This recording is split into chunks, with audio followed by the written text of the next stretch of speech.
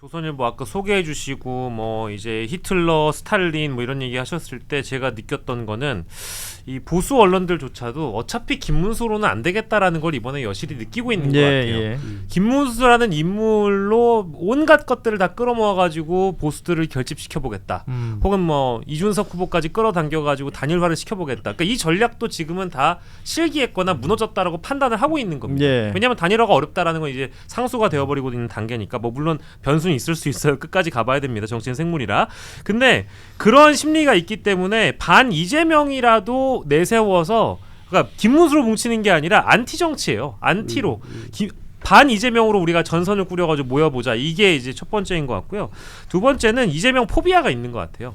왜냐하면 지금 제가 아까 표현했지만 노아의 방주라고 안 했습니까? 이거 빅텐트가 아니라 이미 선점해버렸어요. 보수가 빅텐트를 하겠다고 했는데 4분 5열 진짜 찢겨나가 버린 이 보수의 현 상황을 보면서 이대로면 진짜 이재명에게 모든 걸 다 넘겨줄 수 있겠다라는 두려움이 있는 겁니다. 그래서 이재명 포비아 때문에 이재명이 생각보다 너무 이게 세력이 커지다 보니까 그 두려움에 이제 이런 기사가 나오지 않았겠나 싶고요. 비근한 예로 굉장히 유명한 보수 커뮤니티에 가면 그런 글이 가장 상단에 떠 있어요. 최근에 인기를 끌었던 글인데 나 이재명 때문에 잠이 안 온다는 거예요. 글 내용을 읽어보니까 이러다가 진짜 이재명이 대통령 돼서 너무 잘하면 어떡하냐.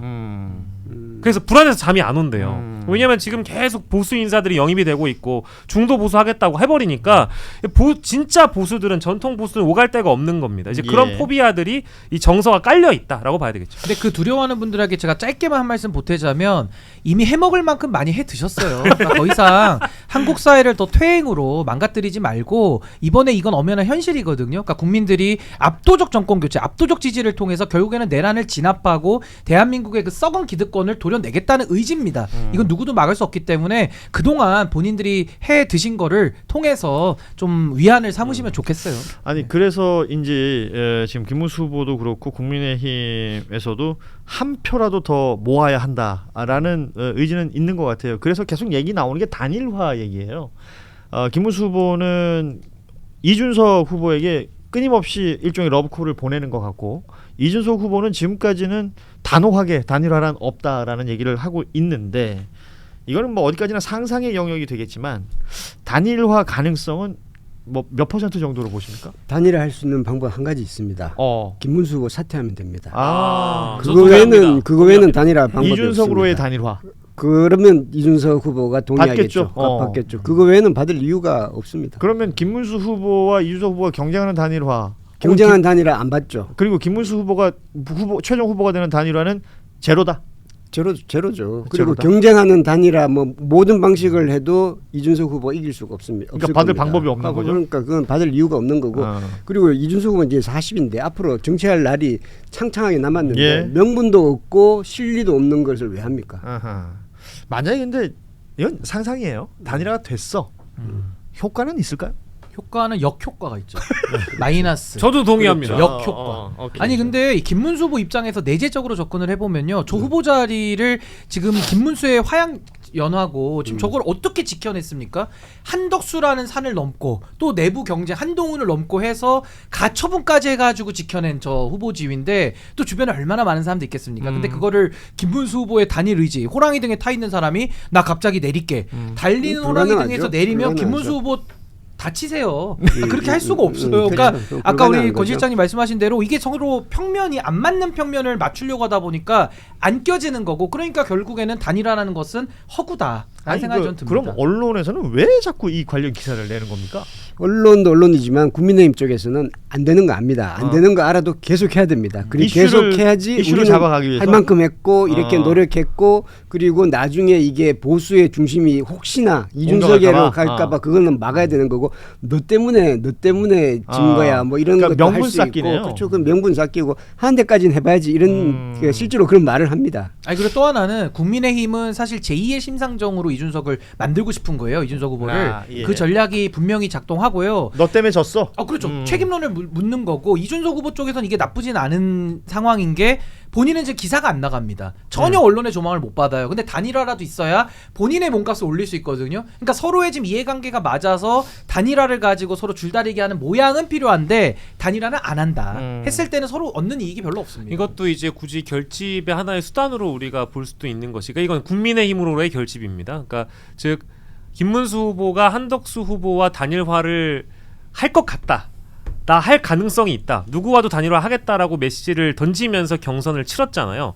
그 이유는 뭐냐? 어쨌든 한덕수로 갈 표를 나한테 좀 끌어오기 위해서 내 쪽으로 어쨌든 표를 모으기 위한 하나의 전략이었거든요. 그러니까 국민의힘 입장에서도 계속적으로 이준석 후보와 단일화를 할 것처럼 계속 메시지는 내지만 우리 쪽의 표를 확보하기 위한, 혹시나 이준석으로 갈지 모를 전통적인 보수표를 우리 쪽에 묶어놓기 위한 전략이기 때문에 아마 저는 이 단일화에 대한 어떤 코멘트는 국민의힘 쪽에서 계속 나올 거라고 봐요. 근데 이게 이제 이런 얘기들이 계속 오가다가 자꾸 부작용이랄까요? 이런 것들이 생기는 게 오늘 그 개혁신당 공동선대위원장 중에 한 명인 함익병 씨 실수했죠. 예. SBS 나 SBS 라디오에서 그러니까 비공표 여론조사 내용을 방송에서 얘기를 했어요.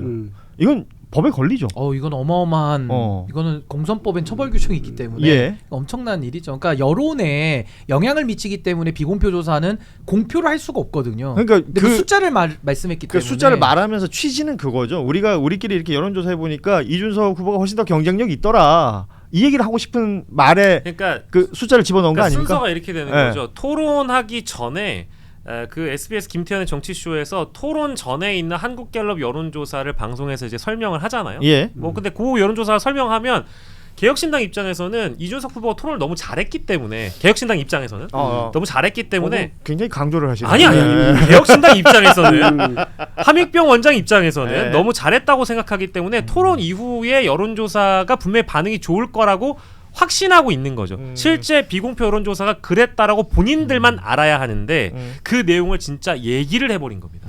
아니 그러니까 이 비공표 여론조사 그러면 제일 먼저 떠오르는 인물이 있잖아요. 명태균이죠. 정답. 아니 숫자를 불러주잖아요. 비공표를 할 때 명태균이 그 홍 뭐 3% 올리고 뭐 그 올리고 내리고 뭐 이런 숫자를 얘기 아예 하잖아요. 만들잖아요. 그러니까 이준석 후보는 또 명태균 게이트에 이렇게 완전히 이 클리어한 상태가 아니기 때문에 이거 뭐 다른 게 연상되는 게 많습니다. 그러면 이게 좋을 리가 없잖아요. 그러니까 그거잖아요. 그러니까 한미병 그 선대위원장, 그러니까 직함도 있는 분이에요. 그렇죠. 직책도 있는 분이 당을 대표해서 방송에 나왔는데 그 파급력이 큰 공중파에서 뭐 실수든 의도든 간에 그건 뭐 나중에 수사 받아봐야 알 내용이지만 일단 결과론적으로 본인이 숫자를 그냥 말해버렸어요. 근데 비공표라는 겁니다. 예. 거기에 숫자를 통해서 영향받지 않겠습니까? 그러니까 사회자가 너무 당황을 해서 그거 말씀하시면 안 된다. 큰일 난다. 예.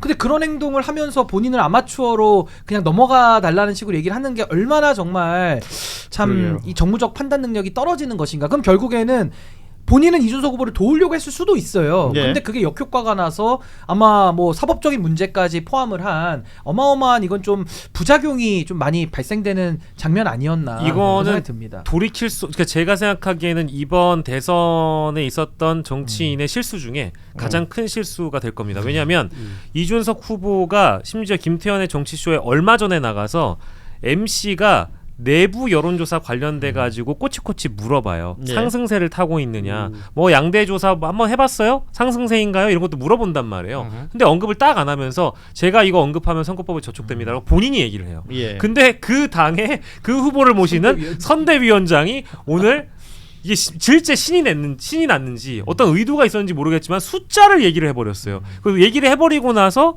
그 이후에 자신이 안 돼라고 해놓고 나서 두 자릿수란 얘기를 또 해요. 그러니까 이게 이런 식으로 가버리니까 그러니까 진행자가 변호사기 때문에 이거 현행법 아는 위반이다라는 거예요. 얘기를 즉각적으로 아는 그리고 그렇죠. 언론사도 아는 거예요. 이 영상이 이미 다 캡처가 돼서 유튜브에 돌았는데 SBS는 그걸 편집해서 날려버렸단 말이에요. 예. 그러니까 이렇게 돼버리면 이거는 아마 개혁신당 쪽에서 조치를 안 할 수 없을 겁니다. 그러니까 말입니다. 지금 선거 기간에 하루는 뭐 평상에 뭐 1년 혹은 10년 이렇게 비유하는 분들도 있던데 어떤 일이 또 뭐가 어떻게 벌어질지 모르겠습니다. 심지어 선거법이 얼마나 엄격하냐면요. 운동기간 아닐 때 마이크 쓰잖아요. 그래도 그렇죠. 처벌받습니다. 마이크를 써도. 확성기를 밭대를 막 이용한. 확성기 예. 이용해도. 그러니까 이거는 선거 운동기간에 갔다가 비공표의 숫자를 방송 나와서 얘기한다. 이건 아마추어면 정치를 그렇게 하시면 안 되는 거죠. 그러니까 굉장히 이거 심각한 문제다. 오죽하면은 이준석 후보의 지지자들도 걱정을 하고 있더라고요. 실제 그런 커뮤니티에 가보면 이거는 큰일 났는데 혹은 뭐 살신성인이냐 혼자만 처벌받고 뭐 띄워주려고 하는 거야 뭐 이렇게까지 걱정을 하는 정도니까. 아니 근데 이제 뭐 함익병 위원장은 스스로가 거취를 정해야 되겠습니다만 그리고 수사 대상이 된다면 수사도 받아야 되겠습니다만 그러니까 이준석 후보에게는 명태균과의 관련성을 오히려 더 또렷하게 만드는 이미지를 남겨버렸잖아요. 그렇죠. 예. 그게 큰 거죠. 예, 이런 것들이 뭐 전혀 긍정적인 효과는 없는 것으로 보여서 한번 짚어봤고 시간이 거의 다 됐습니다만 어제 있었던 일 중에 그 법원에서 자는 피고인에 대해서는 그 봤어요 그런 사람? 아니 그러니까 얼마나 마음이 편안하면 잠이 올까 아니면 얼마나 밤새 술을 먹었으면 와서 잘까 여러 가지 생각이 좀 듭니다만은 지기현 재판장이 지금 조는 거 아니냐고 물어볼 정도로 졸았다는 거 아닙니까? 그러니까요. 제가 뭐 재판정에 가보지는 않았습니다만은 실제로 뭐 코골이 소리가 들려서 그걸 알았을까? 아니 그러니까 이게 뭐 눈 감고 있으면 누가 잔다고 물어보진 않잖아요. 뭐 생각하는 걸 수도 있으니까 결례가 돼서 그런 말은 안 할 텐데 뭔가 잔다고 느끼니까 그 말을 재판장이 소송지휘에서 하지 않았겠습니까? 그러니까 얼마나 이 내란 수계로는 무기나 사형밖에 법정형이 없는데도 얼마나 편안하면 거기서 잠을 잘까? 정말 국민들이 이제는 윤석열이란 인간에 대한 그런 기대가 거의 없겠지만은 매번 나오는 뉴스들이 정말 좀 상상을 초월하는 일들이라서 그러니까 좀 지금 놀랍습니다. 말씀하신 그 편안함을 느낀다는 건 편안하다는 건 뭘까요? 그러니까 본인이 저 뭐 무기나 사형 외에는 다른 처벌이 없는 정도의 중한 혐의를 받고 있는데 그런 중한 처벌을 받지 않을 것이다라는 확신? 혹은 이 재판 내가 뭐 이렇게 여기서 조금 좋은다고 하더라도 누가 나한테 시비 걸 수 없을 것이다라는 어떤 확신? 뭐 오만함이나 뭐 이런 뭐 오만함? 이런 것이 없이 가능하겠느냐. 그렇게 되면 재판 결과에 대한 어떤 확신을 가지고 있을 정도의 편안함이라면 이 재판이 정상적으로 굴러가는지 그렇지 않은지 감시해야 될 의무가 우리한테 또 생기지 않을까요? 감시는 해야 되고요. 그리고 저는 뭐 습관 아닐까? 그러니까 어떤 몸에 익어 있는 지난번에 한번 얘기했지만 웬만하면 눈 감고 있는 본인이 말하거나 메뉴판 볼 때 아니면 눈 감고 있는 뭐 그런 거 아닐까? 아니 그러면 법정에 뭐 메뉴판이라도 좀 아니면 앞에 한 뭐 가시거리나 가천거리 쪽에 뭐 이렇게 순댓국이나 뭐 청국장이라도 좀 끓여놔야 안 졸래나 정말. 김치찌개 계란말이겠죠. 예.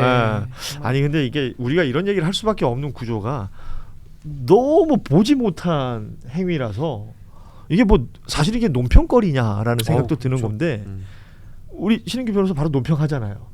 그러니까 이 낭비라고 저는 생각해요. 그리고 이 지기현 판사에 대해서 그 공정성 시비가 생길 수밖에 없는 것도 소송 지휘를 했다고는 합니다만 그 앞에 재판 과정에서 소위 말하는 특혜 제공이 여러 차례 됐다는 것이고 그럼 이 재판이 정상적으로 이루어지는 것이냐에 대한 의심이 생기는 것이고 그 와중에 뭐 접대 논란이 나온 것이고 사진이 공개되고 뭐 사법부 전체에 대한 어떤 공격으로 받아들이는 사법부의 어떤 움직임이 있는 것 아니냐. 왜냐하면 26일에 있을 법관 대표회의 관련돼서도 이야기가 나오는 것이고 이렇게 이 사건들이 증폭되어 가는 것이 너무 심한 국력 낭비고 에너지 낭비가 아닌가. 저는 그 생각이 들어서 이 뉴스를 보면서도 답답합니다. 그러니까 전 이런 생각이 드는 거죠. 그러니까 이럴 거면 판사들한테 왜 월급 줘야 되나? 그러니까 판사 검사를 우리가 월급을 주면서 사실은 공복이기 때문에 국민들이 부리는 종이나 똑같거든요. 예. 공복입니다. 근데 이 국민 전체의 봉사자들이 하도 법복을 입고 정치질을 하다 보니까 국민들이 믿을 수가 없는 거예요. 지금까지 지기현 부장판사 뭐 룸살롱 접대 의혹이나 여러 가지 의혹들이 있습니다만은 그 자체도 크지만 결국 이게 폭발력이 있는 이유는 그동안의 내란 수괴를 풀어주는 데 기여를 했고 그 이후에도 온갖 특혜들을 지금 베풀어주고 있기 때문에 이게 맞물려서 지금 핵폭탄적으로 발화가 되고 있거든요. 그러니까 왜 이렇게 우리 국민들은 세금도 내고 성실하게 법 지키고 사시고 심지어 공복들 판검사들 매겨 살리기까지 하는데 왜 저자들은 저렇게 밥값을 안 하느냐. 정말 저는 이번에 사법부가 법관 대표자회의 한다고 하는데요. 정말 진지하게 본인들의 지위와 책임과 권한을 진솔하게 저는 좀 반성과 성찰을 좀 하는 시간이 됐으면 좋겠다. 정말 국민들 너무 힘들거든요. 아니 월급 주고 시켜놨으면 그 일을 똑바로 해야지. 그걸 똑바로 안 하니까 국민들이요 또 감시하러 가야 돼요. 이거 얼마나 힘듭니까?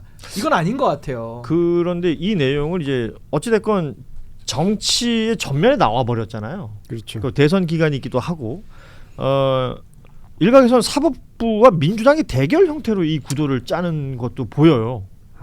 그렇게 하면 안 되죠. 그렇게 가면 진짜 다 망하는 거 아닙니까? 안 되죠. 예. 그 사법부 지금 현재 좀 지기현 판사의 지금 룸사롱 의혹에 대해서 지금 그 민주당이 계속 문제 제기를 하고 그리고 제보를 공개하고 이런 것이 이 사법부 전체를 공격한다고 인식을 하면 그건 굉장히 곤란할 것 같습니다. 물론 네. 이제 아까 신인규 변호사님 말씀하신 것처럼 이것이 그 구속 취소라든지 계속되는 윤석열 전 대통령에 대한 특혜가 있으면서 이제 이렇게 된 건데 그렇다 하더라도 이것이 그 사법부 전체를 공격하려는 의도는 아니거든요. 그리고 그럴 의도는 없고 그것이 정무적으로도 전혀 그 민주당에 유익하지 않기 때문에 그런 의도는 없다고 생각하고 오히려 사법부가 그런 식의 프레임을 짜는 건 아닌가라는 그런 그렇죠. 그 왜냐하면 의구심이 좀 있습니다. 사법부가 지나치게 침묵하고 있는 것 아니냐. 왜냐하면 뭐 아시다시피 처음에 사진이 그 5월 14일 날 청문회 때 공개되고 나서 서울중앙지법도 그 다음 날이 돼서야 입장 없는 입장문을 냈었고요. 그리고 그 다음 날이 돼서 대법 윤리감사관실이 또 뭐 간략하게 입장을 낸 바가 있습니다.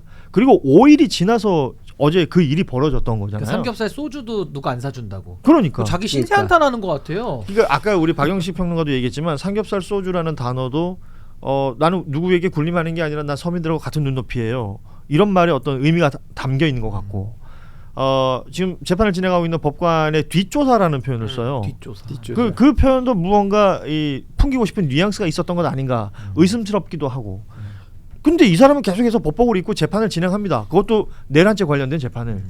그런데 중앙지법이라는 법원도 있는 것이고요. 대법원도 있는 것 아닙니까? 왜 아무것도 안 합니까?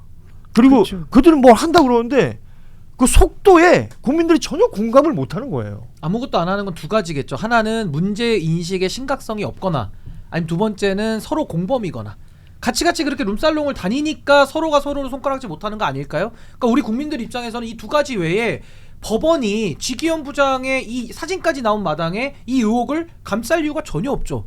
그러니까 서로 공범이니까 자기들끼리 카르텔로 봐주거나 아니면 뭐 판사가 룸살롱 좀 갈 수 있지 그 사진 나온 게 뭐게 대단해 가만히 있어 뭐 국민들한테 훈계하거나 예. 이 둘 외에 이걸 어떻게 설명합니까? 그거 두 번째라 그러면 정말 쇼킹한 아니 근데 거고요. 어떻게 설명이 됩니까 이게? 그래 이게 굉장히 어려운가요? 애좀 불러가지고 갔냐? 그렇죠. 네 돈 냈냐? 아니 두 명이 누구냐? 그리고 계산 누가 누가 냈냐? 했냐? 돈 누가 냈냐? 이거 물어보면 되는 거 아닙니까? 하루도 안 걸려요. 하루도. 네? 하루는 뭐 30분이면 하겠네요. 30분. 지금 물어봤잖아. 1분이면 되지. 전화로 물어봐도 돼. 예. 3분이면 되겠다. 이 얘기를 우리가 이렇게 어제 오늘 막 비교적 고급 인력을 모시고 계속 이 얘기를 하고 있다는 게 너무 맨날 지금 삼겹살, 소주, 계란말이, 김치찌개 좀 이런 얘기 좀 안 하면 안 될까요? 메뉴를 그러니까 가지고 이게 맨날. 너무 낭비다라는 생각이 아니 자꾸 온 드는 거예요. 국민이 헌법 공부도 하고 법적 절차 같은 것도 공부를 하고 뭐 구속 영장이 어떠네 뭐 압수수색이 어떤 이런까지 공부했잖아요. 근데 이제는 단란주점과 룸사롱의 차이까지 공부를 해야 돼요. 아이고. 진짜 이게 뭡니까 진짜 이게. 그런 건 좀 체험 학습 같은 걸로 안 될까요? 진짜. 위험수위. 예. 농담이었습니다. 왜냐면 진짜 너무 별의별 한심해요. 별의별 이야기가 다 나오는 게 뭐 이제는 삼겹살 구워 먹으려면 뭐 칸막이를 쳐야 되고 뭐 접객원이 있어야 되고 그러냐부터 시작해서 댓글들 올라오는 거 보면 좀 처참해요. 아니 근데 마음이. 이거는 어떠세요? 최소한의 우리가 관점에서 봤을 때 거짓말을 한 거는 부인할 수 없지 않습니까? 이거는 대법원장의 할아버지 증조 할아버지가 와도 지금 지기현 부장판사가 거짓말했다라는 논란은 이건 감쌀 수가 없을 것 같아요. 그러면 거짓말 논란으로 비유를 해보면요, 판사는 사기죄로도 처벌합니다. 그리고 공직선거법에도 허위사실 유포나 이런 게 다 처벌 조항이 있어요. 그러면 거짓에 대해서 본인은 법대 위에 앉아서 법복 입고 누군가를 감옥을 살리는 입장인데 자기는 저렇게 거짓말이 들통나도 그냥 뭉개고 가면 됩니까? 그런데 그 재판을 누가 믿고 누가 신뢰합니까? 그렇죠. 그 책임을 져야죠. 거기에 문제인 거죠. 이 사법부에 대한 신뢰. 그러니까 최소한으로 거짓말. 국민들이 지금 이 상황을 어떻게 판단하고 있는 거에 대해서 사법부가 어떻게 받아들일 것이냐. 아까 우리 권태우 실장 잠시 언급하셨지만 만약에 어떤 정치적인 대결로 사법부가 끌고 가고 싶어 하는 것이 일정 부분 또 확인이 된다면 이건 굉장히 심각한 상황이 될 수도 있겠다라는 생각을 하게 되는 겁니다. 그리고 어떤 정치 세력이나 혹은 어떤 뭐 이해 집단들이 이 상황을 이렇게 저렇게 해석을 할 수는 있을 것 같아요. 하지만 정말 우리가 중심에 놓고 봐야 될 것은 결국 본질 아니겠습니까? 앞서 얘기하셨던 재판의 공정성, 국민 누구나 평등하게 재판을 받을 수 있는 권리, 그리고 그 재판이 진행되는 과정이 공정할 것이다라는 신뢰, 이런 것들을 흔들어 버릴 수 있는 무언가가 발생한다면 그건 누가 됐건 문제 제기를 하고 바로 잡아야죠. 그 이야기를 지금 하고 있는데 별의별 이야기들이 끼어들고 있다. 저는 그 생각이 너무 아니 강하게 이건 드는 거예요. 어떠세요? 이게 판사라고 하니까 우리가 안 와닿는데 예를 들면 축구 경기를 우리가 보는데 심판이지 않습니까? 심판이 룸사롱을 다닌대요. 룸사롱에서 찍힌 사진이 나오는 심판이에요. 그럼 그 심판의 휘스를 누가 승복합니까? 아니 어떤 판단을 하더라도 반대쪽 불리한 쪽에서는 야 그 룸사롱 가서 짠 거 아니야? 아니 그러니까 심판이나 어떤 판단을 하는 사람들은요 책을 눈곱만큼도 잡히면 안 되는 거예요. 그래서 오얏나무 밑에서 갓끈도 매면 안 되는 게 원칙인데 이거는 룸사롱도 안 갔다고 말을 했는데 사진이 나와 또 거기에 대한 입장도 없어. 아니 그렇게 비겁하게 처신할 거면은 법대라는 그 신성한 법정에서 자기 입장을 얘기를 거짓말 하시면 안 됐죠. 왜 사유합니까? 법정의 시간을. 그렇죠. 그건 너무 심각한 문제입니다. 정말 문제 같아요. 법복을 입고 자기 신상 발언을 그렇죠. 거짓말로 한 겁니다. 법복 입고 솔직하지는 않잖아요. 예. 그거는 정말 문제라고 봅니다. 그러니까 다른 법관들한테도 피해죠 이거. 저는 이제 이런 어떤 사안이 터졌을 때 이게 법치에 대한 존중과 사법부에 대한 존중 우리 국민들이 다 하거든요. 그러니까 이걸 진영 논리에 휩싸여 가지고 바라보지 않았으면 좋겠어요. 지금 두 분 다 말씀하시고 세 분 다 말씀하시는데 제가 쫙 빙의가 돼 가지고 이제 이른바 이제 보수 패널이 돼봤거든요. 예. 그러니까 막 곳곳에 막 끼어들고 싶은 거예요. 네, 본질은 접대 의혹이라더니 왜 갑자기 신인규 변호사는 거짓말 의혹이 또 뭐 신뢰도가 어쩌니 이런 얘기를 합니까? 민주당에서 자신 없으니까 지금 그런 식으로 돌리는 말 돌리는 거 아니에요? 뭐 이런다든지. 잘 어울리네요, 근데. 아니 그 단란주점은 접객원이 안 들어가는데 지금 민주당이 자꾸 룸사롱 명명을 하는데 그것도 정치적인 거 아닙니까? 왜 단란주점이에요? 한국일보 보도 못 보셨어요? 막 이런 식으로 얘기를 오늘도 하더라고요. 그러니까 이런 게 저 너무 본인의 의지가 아니고. 아니, 그러니까 의지가 아니고 방송을 너무 자세히 보셔. 예. 자세히 보셔가지고. 근데 이럴 때는 우리가 할 말이 있죠. 아니 그러면은 왜 야당 인사들에 대해 가지고는 단란주점 간판 아래만 서 있어도 그냥 뭐 성매매나 뭐 이런 걸로 그냥 뒤집어 씌우는데 왜 그대들 자기 쪽에다가는 룸사롱에 앉아 있는 사진까지 나와도 야 끝까지 더 증거 내놔봐. 왜 이런 식의 이율배반적인 기준을 적용하느냐. 이런 비판을 받을 수밖에 없어요. 왜 김건희 여사에 대해 가지고는 명징한 증거가 나와도 안 믿습니까? 왜 지기현 부장판사도 왜 끝까지 간 증거를 다 우리 보고 내라고 하는 겁니까? 아니 판사가 룸사롱에 앉아있는 사진 자체가 나왔고 본인이 전부 부인하다가 거짓말을 한 게 들통났는데 어떤 증거를 더 갖고 와야 됩니까? 그러니까 오늘자로 공수처에서 이게 수사산부에 배당이 됐어요. 예. 이 정도면 수사 단서가 명징하기 때문에 이제는 수사로 푸는 방법밖에 없다. 재판부를 교체해야 되는 거 아닌가요? 이 정도면 수사 받으면 이제 재판할 네, 뭐 그렇죠. 권리도 그렇죠. 없죠. 뭐 사실 예, 직무배제해야죠. 지금 속보가 하나 나온 게 있는데 재판 독립 침해 우려 및 공정성 준수가 법관 대표회의의 안건으로 채택이 됐다라는 속보가 나왔습니다.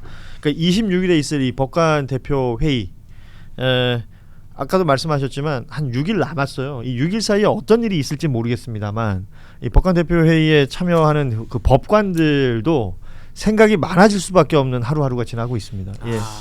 법관들 안에도 이렇게 이 좀 의견이 나눠져 있는 거 아닙니까? 이게 대법원장이 잘못했다라는 대법원에 정치 개입했다는 쪽이 있고 또 한쪽은 이게 그 정치권이 지금 사법부에 대해서 개입한다는 이런 사법부의 쪽에서 독립을 침해한다 이쪽으로 그런 양쪽 주장이 다 나오겠죠. 그러니까 그 이야기가 오히려 말씀하신 사법부 독립 침해가 더 다수인 것으로 지금 알려지고 있기 때문에 걱정하시는 분들은 또 걱정을 하고 있습니다.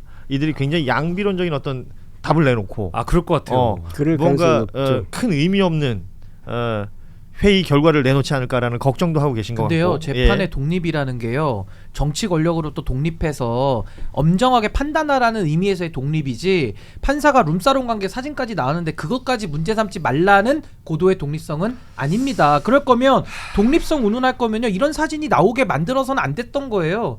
근데 본인들은 룸사롱 간 사진까지 판사가 나와도 독립이라는 명분으로 이건 건들지 말아라고 성역한다면은 이거는 정말 국민들의 분노에 전 직면할 수밖에 없다. 사실 그렇게 사법부가 봅니다. 먼저 이걸 자정작용을 훨씬 그렇죠. 더 예. 사법부의 독립을 위해서 이 부분은 지기현 판사 너가 제대로 해명 못한다면 일단 재판에서 배제해야 배제하고, 된다. 예. 배제할 수밖에 없다. 이건 사법부의 독립을 위해서 어쩔 수 없다.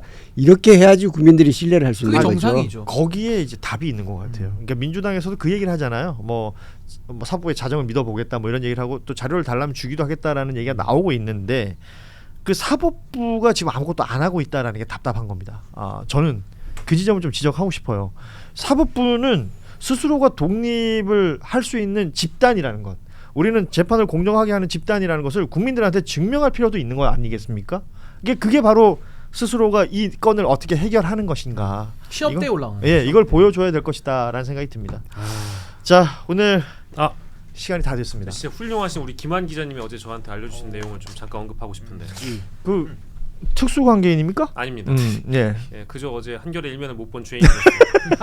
의정부 법조비리 사건을 얘기를 하면서 이게 어쨌든 결말 자체가 떵떵거리고 다들 잘 살고 잘 먹고 있지 않느냐. 아니 이게 우리 국민들에게는 공통된 트라우마가 있다니까요. 그러니까요. 김학의 사건을 어제부로 저는 굉장히 많이 떠올리고 그 있습니다. 무죄가 났죠. 그러니까요. 네. 그리고 그 99만 원 접대 불기소 세트. 예. 그것도 대단히 많이 생각이 나요. 검사. 네. 불안한 거예요, 그러니까. 그러니까 조직을 조직이 흔들리기를 원하는 조직원들은 없겠죠. 그러니까 이제 판사들도 이번에 고민들이 참 많을 텐데 확실히 좀 다른 분위기가 느껴집니다. 조희대 대법원장의 정치 개입 선언, 대선 개입 선언을 비판했던 판사들의 목소리와는 다르게 지금까지도 일부 판사들이 뭐 예를 들어서 내부만에 글을 올렸다 이런 소식이 안 들리잖아요. 예. 그러니까 저는 이제 이 법관 대표 회의가 아까 이제 고현준 평론가님 말씀해주신 것처럼 양비론으로 끝나거나 이제 뭉개기 위한 하나의 자리가 된다면 이거는 국민 분노를 감당하기가 어려울 텐데 사법개혁의 또 동력이 될지 모르겠습니다. 아니 근데 판사의 독립만큼 헌법에서 강하게 보장하고 있는 게 정당의 자율권이거든요. 네. 근데 정당의 자율권도요 영원한 성역이 아니에요. 그럼요. 잘못했을 때는 정당 해산도 할 수 있습니다. 그런데 이번에 국민의힘이 정당의 자율권을 명분으로 저렇게 후보자 지위를 끌어내리는 짓을 한다면 이거 우리가 봐줘야 되는 겁니까? 똑같은 논리예요. 판사들도 스스로 독립 노래 부를 게 아니라 독립을 누릴 만한 본인들의 자정작용을 스스로 입증해야 됩니다. 입증 책임은 법관들에게 지금 넘어간 것이지 여기서 국민들이 더 흔들 이유도 없어요. 예? 아니 룸사롱 판사 사진까지 나왔는데 그럼 국민들이 가만히 들여다보면서 룸사롱도 가시고요. 잘 가세요. 이렇게 해야 됩니까? 국민들이?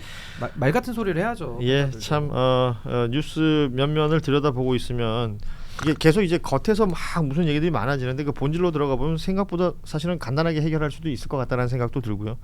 일단은 그 시간 오늘이 5월 20일이고 26일에 있을 전국 법관 대표 회의 이 내용도 잘 봐야 될 것 같고 그 사이에 나오는 이야기들도 꼼꼼히 챙겨야 될 것으로 보입니다.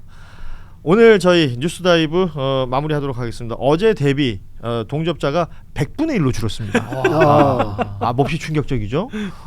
죄송합니다. 저는 이런 채널의 그 생동감, 생동감, 예. 역동성. 너무 우리가 깊이 들어가 있나요, 다이브를? 아니에요. 너무 잠수를 높이 평가해야 됩니다. 이거는 어디까지나 매불쇼 탓입니다. 그건 확실히 연장 방송을 했나요? 예, 아니에요. 저는 믿습니다. 다만 워낙에 좋은 컨텐츠가 여기서 생산되고 있기 때문에 동접은 떨어지지만 훗날 클립을 또 소비하시는 것으로 이걸 다 채워주시리라 믿습니다.